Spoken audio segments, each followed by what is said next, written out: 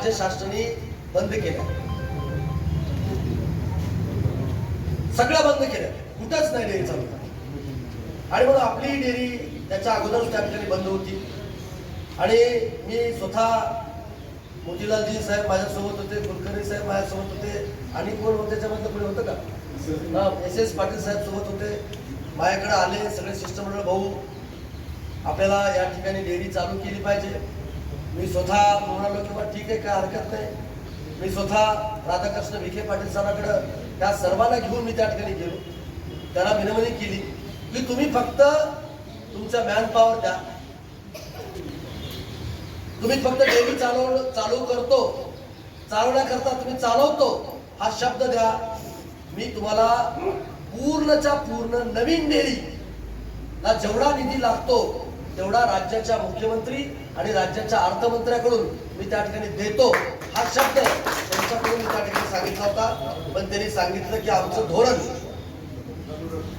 शासनाचं धोरण शेतकऱ्याकडून दूध खरेदी करायचं विकायचं हे धोरण आता बंद झालेलं आहे आणि त्याच्यामुळे आम्ही डेअरी चालवू शकत नाही. ह्यांनी विनंती केली की राज्य शासन चालू शकत नसेल तर तुम्ही NDDP कडे तो डेअरी चालवण्याचा प्रस्ताव आम्हाला द्या. मी एका दिवसामध्ये तुकाराम मुंडे एक कर्तव्यदक्ष, नॉन करप्ट आणि स्ट्रिक्ट अधिकारी म्हणून या महाराष्ट्रामध्ये त्यांची ओळख त्या ठिकाणी आहे. त्यांच्याकडे 1 तास मीटिंग लावून तो प्रस्ताव तयार केला आणि NDDP कडे, दिल्लीकडे आम्ही पाठवून दिला. त्यांनी एवढंच मला सांगितलं होतं. तो प्रस्ताव दिल्यानंतर पुन्हा ह्या कृती समिती दिल्लीत गेलेलं मलाही माहित नाही. दिल्ली जाऊन ते मागचे मंत्रणा इथं आणलं, त्याही कार्यक्रमाला कोणी कल्पना दिलं, ठीक आहे चला आपल्या मतदारसंघात होतंय काहीतरी चांगलं होतंय, काय हरकत नाही, करू द्या म्हणून सांगितलं. कार्यक्रम झाले, सगळं झालं. आता राज्य शासनाने, मी आता परवा तुमचा फोन झाल्यानंतर लगेच मी राजेश कुमार म्हणून आता नवीन सेक्रेटरी आले, त्यांना मी फोन केला की इथलं जे स्क्रॅप आहे त्याला इथून हलवू देऊ नका, त्याला स्टॉप करा असं सांगितलं. तरी पण मी त्याचा खुलासा करतो नादरगे सर की त्यांचं राज्याचं धोरण ठरलंय. जिथं जिथं त्यांच्या डेऱ्या होत्या त्या डेऱ्याचं भंगार त्यांनी लिलावात काढून त्यांच्या डिपार्टमेंटला ते काही पैसे घेत असतील त्याला मला माहित नाही, तर ते करत असतील. त्यांच्या राज्याचं धोरण ठरलंय, म्हणजे आपल्या इथलंच नाही.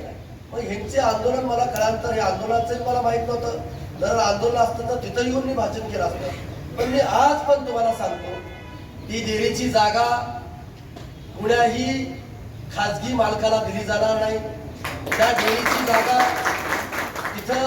इथं जी कृती समिती सांगेल त्याच पद्धतीनं त्या ठिकाणी डेअरी उपलब्ध करून दिली जाईल. हेही शब्द या भागाचा लोकप्रतिनिधी म्हणून तुम्हाला ठिकाणी देतो. पण काही लोक सावंत भाऊ सारून बुजून राजकारण त्या ठिकाणी करतायत, राजकारण त्या ठिकाणी करतायत की तिथं येतात. अहो मला सांगा, 6-6.5 कोटी रुपये ह्या मतदारसंघाला मी दिले आणि देण्याचं माझं कर्तव्य होतं. त्या डेअरीला लागतात किती पैसे? 10 ते 15 कोटी रुपये मध्ये नवीन डेअरी त्या ठिकाणी तयार होणार आहे. चालवायचं कोण? चालवायचं कोण सांगा, मी उभा करून देतो.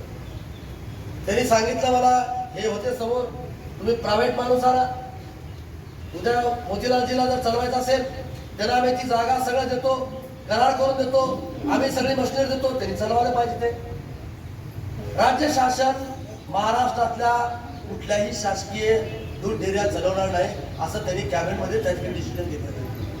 आता म्हणतात हे NDDP कडे जे परवाच नितीश कुमारचे जे JDOचे जे मंत्री आहे ललन सिंग, आता तुम्ही माझ्याबरोबरचा फोटो बघा त्यांचा. काल परवाच आम्ही वाढवण बंदर 76,000 कोटीचं देशाच्या पंतप्रधानांनी महाराष्ट्राला गिफ्ट दिली. त्याचं बंदराचं काम चालू, त्या खात्याचा मी मंत्री आहे. आणि त्याही कार्यक्रमाला ललन सिंग त्या ठिकाणी होते. ते मत्स्य व्यवसाय आणि दुग्ध व्यवसाय मंत्री केंद्राचे त्या ठिकाणचे आहे. आणि एक फार मोठा नितीश कुमारच्या नंतर त्यांच्या पक्षाचा सगळ्यात मोठा नेता म्हणून त्यांचं नाव त्या ठिकाणी आहे.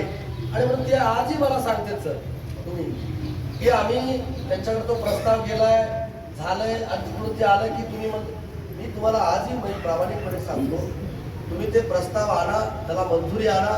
ते पैसे देतील न देतील, ते पैसे देतील ना देतील, पण मी राज्य शासनाकडच्या वतीनं राज्य शासनाकडून जोपर्यंत मी आहे तोपर्यंत तुम्हाला जेवढा निधी लागेल ते डेअरी उभा करण्याकरता तेवढा निधी उपलब्ध करून देण्याचं काम मी त्या ठिकाणी करेन.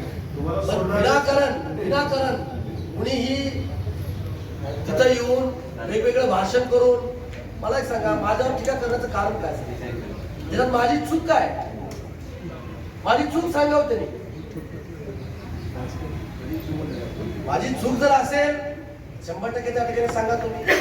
पण विनाकारण काहीतरी आंदोलन करायचं. आता पीक विम्याच्या बाबतीमध्ये सुद्धा पीक माझं काय काम आहे, अधिकाऱ्यांचं काय काम आहे, माझ्या मी काय सूचना देत असतो की आणीबाणी व्यवस्थित द्या, नुकसानग्रस्त जास्तीत जास्त द्या.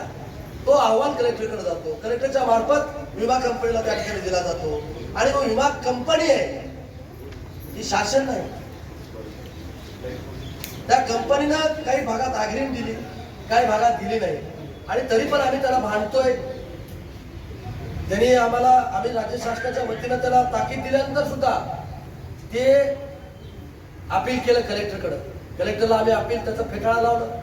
त्यांनी त्याच्यानंतर अपील केलं कमिशनरकडे, तिथं त्याला फेटाळा लावलं. तिथून त्याला अपील केलं गव्हर्नमेंटकडे, गव्हर्नमेंटचं फेटाळा लावलं. गव्हर्नमेंटकडून अपील केलं केंद्र शासनाकडे, तिथं आम्ही फेटाळा लावलं. तिथून त्यांनी सुप्रीम कोर्टात गेले. आता सुप्रीम कोर्टात महाराष्ट्र शासनाच्या वतीनं आम्ही लढाई त्या ठिकाणी लढतोय. आणि इथं जी कुणी आंदोलन करते मी त्यांना सुद्धा सांगितलं, बाबा रे, आपल्या मतदारसंघात विष पेरवण्याचं काम तुम्ही करू नका. तुम्ही या, तुम्हाला सुप्रीम कोर्टामध्ये प्रायव्हेट वकील लावा. त्याची जेवढी फीस असेल तेवढी सगळा या भागाचा लोकप्रतिनिधी म्हणून माझं कर्तव्य म्हणून तुम्हाला त्या ठिकाणी उपलब्ध करून देतो. तुम्ही त्या ठिकाणी आपण लढाई लढू.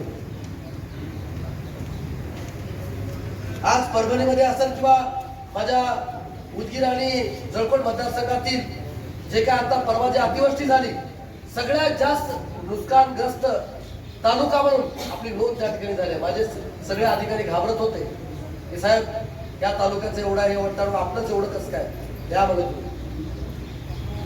मदत व पुनर्वसन मंत्र्याकडून तेवढा निधी मी त्या ठिकाणी आणून आपल्या शेतकऱ्याच्या बांधवाला मदत करण्याचं काम मी त्या ठिकाणी करतोय. मला कुठेही राजकारण करायचं नाही, कुणावर कुरबुडी करायची नाही, मला कुठलं श्रेयवादाची लढाई लढायची नाही. मला फक्त आणि फक्त काम करायचं, आणि हेच माझं कर्तव्य आहे. हेच मी मंत्रिपदाची शपथ घेताना हेच मी त्या ठिकाणी शपथ त्या ठिकाणी घेतली आहे. आमदारकीची शपथ घेताना हेच शपथ त्या ठिकाणी मी घेतली आहे, आणि त्या शब्दाप्रमाणेच मी त्या ठिकाणी या ठिकाणी वागत आहे. पण जाणीवपूर्वक काहीतरी सांगून करून एवढा निधी आला डेअरीला एवढा, अहो देतो निधी ना, पण चालवणार कोण, त्याची यंत्रणा कोण? आता आम्हाला इथं मी शादीखाना उभा केला 7.5 कोटीचा, उद्या चालवणार कोण? त्याची यंत्रणा आम्हाला लावा लागणार आहे. इथं आता बुद्धिवाला आम्ही उभा केलं, तो ते चालवणार कोण? त्याची व्यवस्था आम्हाला त्या ठिकाणी करावं आहे. इथं वीर शैव लिंगायत भवन आम्ही उभा केले, त्याची व्यवस्था आपण त्या ठिकाणी आपल्या करावं आहे. आता इथं सांस्कृतिक भवन नाट्यगर आपण उभा करतोय, त्याची चालवणार हे सगळं बघावं लागणार. हे उभा करून हे एवढं ही गोष्ट नाही, त्याला पुढची सुद्धा पुढ्या 50 वर्षाचा विचार त्या ठिकाणी आपल्याला केला पाहिजे. आज आपण लिंबुटीचं पाणी इथं आणलं, त्याच्या विजेचं बिल किती होतं शिवना विचारा, पण त्याच्यावरती सौर ऊर्जा वर ते चालवण्याचं काम आपण त्या ठिकाणी आपण करणार आहोत.